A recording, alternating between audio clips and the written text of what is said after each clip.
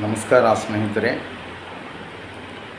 ಸಹಾಯ ಮಾಡುವ ಹೃದಯ ಇರುವವರಿಗೆ ಟೀಕಿಸುವ ಅಧಿಕಾರ ಕೂಡ ಇರುತ್ತದೆ.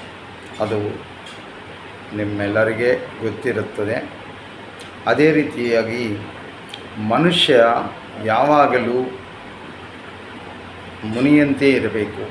ಮೌನಿಯೇ ಮುನಿ ಅಂತ ಹೇಳಿದ್ದಾರೆ. ಮೌನಿಯೇ ಮುನಿ.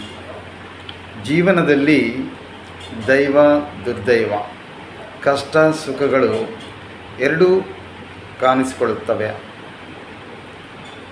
ದುಃಖ ಕಂಡಾಗ ಬೆದರಿಕೆ, ಭಯ, ಸುಖ ಕಂಡಾಗ ಅಹಂಕಾರ ಇರಬಾರದು.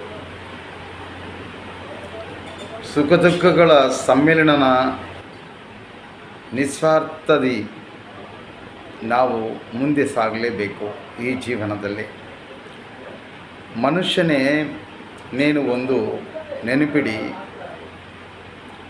ಸ್ಮಶಾನ ಯಾವಾಗಲೂ ಪ್ರಶಾಂತಚಿತ್ತವಾಗಿರುತ್ತದೆ. ಪ್ರಶಾಂತವಾಗಿ, ಶಬ್ದಗಳೇ ಇರುವುದಿಲ್ಲ.